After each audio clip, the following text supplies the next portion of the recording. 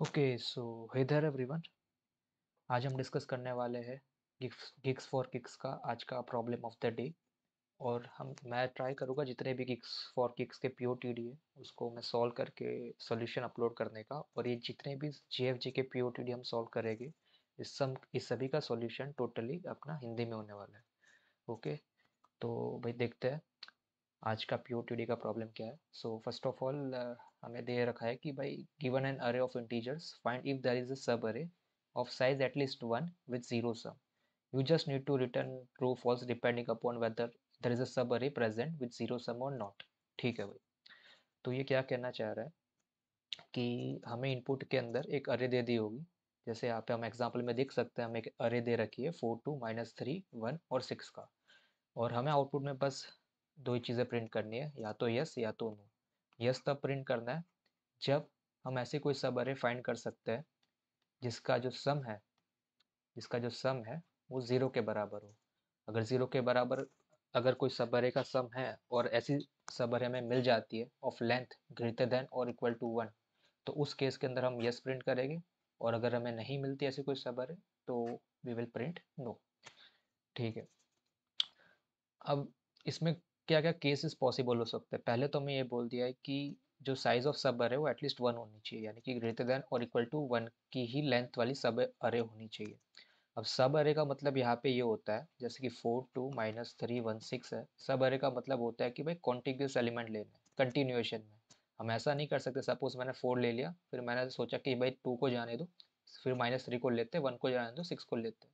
ऐसा नहीं कर सकते। This is not called as a subarray. इसको बोलते हैं सब सीक्वेंस, जिसके अंदर बीच में कोई भी एलिमेंट को लीव करके उसके आगे वाला ले सकते हैं। इस टाइप का जो फॉर्मेशन होता है इसको बोलते हैं सब सीक्वेंस। सब अरे में क्या होता है, कंटिग्यूस एलिमेंट होता है। मीन्स अगर मुझे -3 लेना है तो मुझे 2 उसके आगे वाला एलिमेंट जो कंटिन्यूएशन में है उसको मुझे लेना ही पड़ेगा। तो अब यहाँ पे बहुत सारी सब अरेज बन सकती है। फॉर एग्जांपल 4 ये 1 लेंथ की सब अरे हुई। फिर सिंगल जो 2 होगा वो भी 1 लेंथ की सब अरे। देन -3 भी सिंगल लेंथ की सब अरे। Similarly 1 and 6। उसके बाद में 4 2 ये एक और सब अरे। फिर ये 2 -3 ये एक और -3 1 1 6 उसी तरह से 4 2 -3। इस तरह से बहुत सारी सब अरे बन सकती है। ठीक है।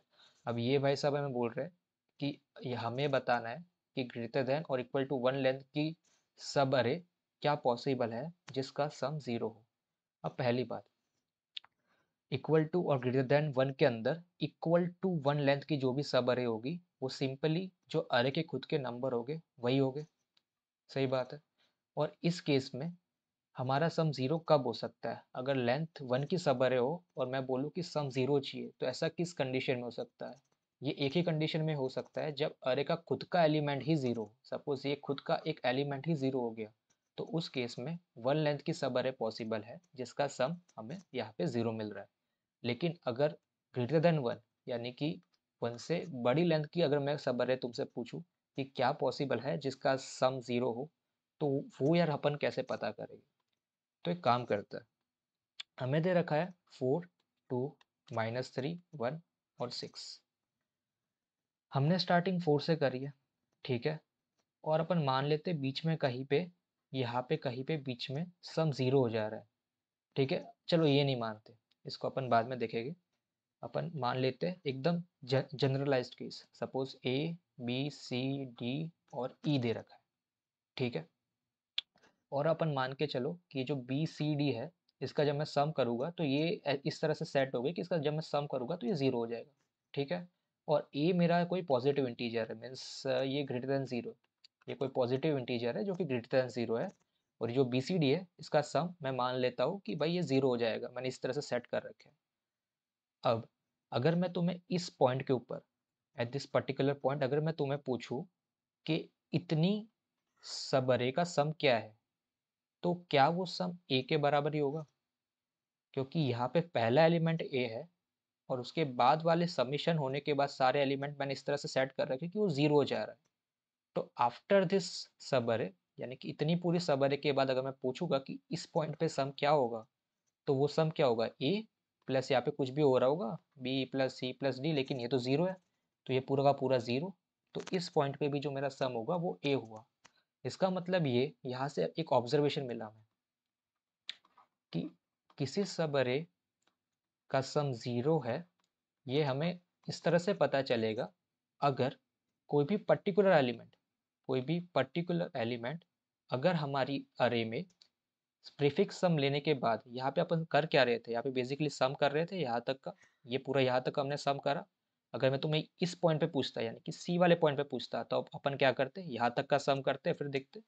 तो ये कर क्या रहे अपन अपन कर रहे बेसिकली प्रीफिक्स सम। तो बेसिकली एक बार पर्टिकुलर प्रीफिक्स सम का हमने एक अरे बना लिया, उसके बाद अगर हमें कोई एक एलिमेंट एक से ज़्यादा बार रिपीट करता हुआ मिलता है, इसका मतलब कि यहाँ पे बीच में कोई तो ऐसे सब अरे है जिसका वैल्यू 0 है, तभी हमें वो जो सम है वो वापस से अपीयर होते हुआ मिलेगा आगे जाके किसी पॉइंट पे अरे के अंदर। तो आई होप कि ये वाला ऑब्जर्वेशन तुम सबको क्लियर है।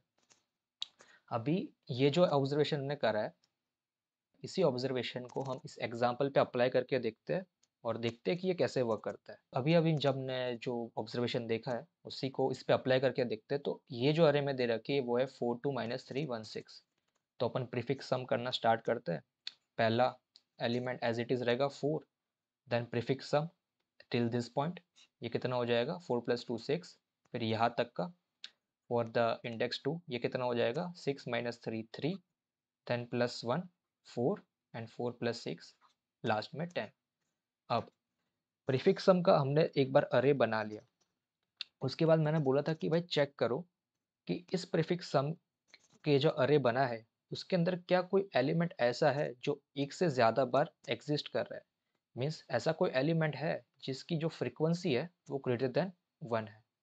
तो हमें यहाँ पे दिख रहा है कि एक एलिमेंट है 4 जो यहाँ पे भी अपीयर हो रहा है और यहाँ पे भी अपीयर हो रहा है। तो ऐसा पॉसिबिलिटी कब होती है, एक एलिमेंट जो पहले भी अपीयर हो रहा है वो एज इट इज यहाँ पे प्रीफिक्स सम बेसिकली क्या होता है, प्रीफिक्स सम में हम जितने भी एलिमेंट्स होते हैं उसको ऐड करते जाते हैं और जब भी हम किसी एलिमेंट को ऐड करेंगे तो हमें एक बात पता है कि ये जो अरे बनेगी वो लीनियरली इंक्रीजिंग अरे ही बननी चाहिए। लेकिन सिंस यहाँ पे बीच बीच में नेगेटिव एलिमेंट्स है तो ऐसा पॉसिबिलिटी है कि बीच में कहीं पे कुछ जीरो हो गया होगा और इसी कारण से हमें ये एलिमेंट जो कि पहले कभी अकर हो रहा था वो हमें बाद में एज इट इज देखने को मिल गया। अगर यहाँ पे बीच में सारे ही पॉजिटिव नंबर होते हैं, लेट्स से यहाँ -3 नहीं होता, अगर यहाँ पे कुछ +3 होता तो हमें देखने को मिलता लीनियरली इंक्रीजिंग अरे। हमें ऐसा अरे देखने को ही नहीं मिलता जिसमें वैल्यूज ऊपर नीचे हो रही है, हमें कंप्लीटली लीनियरली इंक्रीजिंग सब अरे पूरा देखने को मिल जाता है। ठीक है, तो यहाँ पर जैसे कि हम देख पा रहे हैं कि 4 जो है उसकी फ्रीक्वेंसी ग्रेटर देन 1 है जो कि है 2। तो यस, इसका आंसर हो जाएगा यस भाई कि इसमें हो रहा है। और अगर हम यहाँ पे अरे के अंदर भी देख ले तो 2 -3 और 1, ये वाला जो पूरा पार्ट है ये पूरा का पूरा पार्ट 0 बना रहा है। 3 -1 और -1 + 1 0, तो ये वाला जो पार्ट है अपन देख ले तो ये वाला पार्ट जो है वो 0 बना रहा है और इसलिए हमें ये 4 वापस यहाँ पे मिल रहा है। तो हमारा सिंपल से यार लॉजिक बन चुका है कि हमें क्या करना है कि प्रीफिक्स सम का अरे बना लेना है और प्रीफिक्स सम का अरे बना लेने के बाद जितने भी एलिमेंट्स हैं उन सभी की फ्रीक्वेंसी स्टोर कर लेनी है। और जिसकी अगर किसी भी एलिमेंट की फ्रीक्वेंसी हमें ग्रेटर देन 1 देखने को मिल जाती है तो भाई हम उसी वक्त पे ब्रेक कर देंगे, आगे कुछ चेक करने की ज़रूरत नहीं, हमें सिर्फ यस या नो में आंसर देना है। तो अगर एक भी बार हमें ऐसा कुछ एनकाउंटर हो जाता है जिसकी फ्रीक्वेंसी ग्रेटर देन 1 है तो अपन वहीं पे ब्रेक करके यस प्रिंट करवा देंगे। और अगर हमने थ्रू आउट जितने भी एलिमेंट है सबका फ्रीक्वेंसी चेक कर लिया और हमें फिर भी ऐसा कोई एलिमेंट नहीं मिल रहा जिसकी फ्रीक्वेंसी ग्रेटर देन 1 हो तो उस कंडीशन में हम प्रिंट करवा देंगे नो।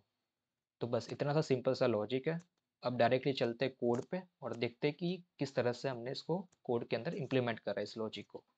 तो भाई ये है हमारा कोड। तो इस कोड में अपन देख सकते हैं कि भाई सबसे पहले मैं जैसे कि मैंने बताया था कि अपन एक प्रीफिक्स सम का अरे बनाएगी, तो उसके लिए अरे भी बना सकते हो, मैंने यहाँ पे वेक्टर बनाया। तो सबसे पहले मैंने यहाँ पे डिक्लेयर कर दिया है मेरा प्रीफिक्स सम का vector with variable name pfx_sum। उसके बाद मैंने इनिशियली जो जीरोथ एलिमेंट होता है अरे का उसको एज इट इज डाल दिया है प्रीफिक्स सम के अरे के अंदर। उसके बाद जो रेस्ट ऑफ द एलिमेंट्स है starting from 1 till lesser than n, उन सभी एलिमेंट्स के लिए मैंने प्रीफिक्स सम जो है वो कैलकुलेट करा है by taking the previously calculated sum values. तो एक बार मैंने प्रीफिक्स सम का अरे पूरा बना लिया, उसके बाद मैंने यहाँ पे देखोगे तो मैंने एक मैप डिक्लेयर कर रखा है ऑफ इंट कॉमा इंट का। अब ये मैप डिक्लेयर करने की क्या ज़रूरत पड़ी? तो भाई मैंने जैसे कि बताया कि एक बार प्रीफिक्स सम का हमने अरे बना लिया, उसके बाद हर एक एलिमेंट का मेरे को फ्रीक्वेंसी चेक करना है, इसलिए यहाँ पे मैप बनाया है। एलिमेंट होगा वो हमारा होगा एलिमेंट जो कि हमारा प्रीफिक्स सम के अंदर एग्जिस्ट करता है, और जो मैप का सेकंड वैल्यू होगा वो इंडिकेटिंग कर रहा होगा कि उस पर्टिकुलर एलिमेंट की कितनी फ्रीक्वेंसी है। ठीक है, तो वही हमने यहाँ पे जितने भी एलिमेंट है उन सबकी फ्रीक्वेंसी को कैलकुलेट करा और यहाँ पे हमने अपने मैप के अंदर स्टोर कर लिया। उसके बाद हमने अपने मैप को ट्रैवर्स करा, और ट्रैवर्स करते वक्त ये देख लिया कि अगर कोई एलिमेंट ही ज़ीरो निकल गया, जैसा कि मैंने एक केस में बताया था कि अगर वन लेंथ की सब अरे बनानी है जिसका सम ज़ीरो हो, तो वो तभी पॉसिबल हो सकता है जब खुद ब खुद वो एलिमेंट ज़ीरो हो। ठीक है, तो अगर हमें ऐसा कुछ मिलता है कि सीधा ही पूरा सम ज़ीरो मिल जाता है, या फिर वो खुद ही एलिमेंट ही ज़ीरो मिल जाता है, तो उस केस में हमें करना है रिटर्न ट्रू।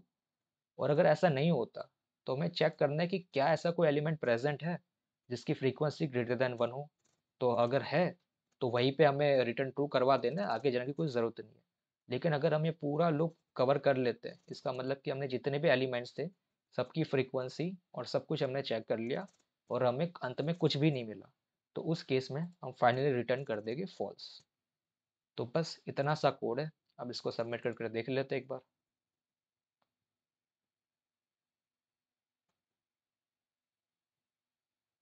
ठीक है, तो भाई ये वाला जो कोड है हमारा अच्छे से चल चुका है।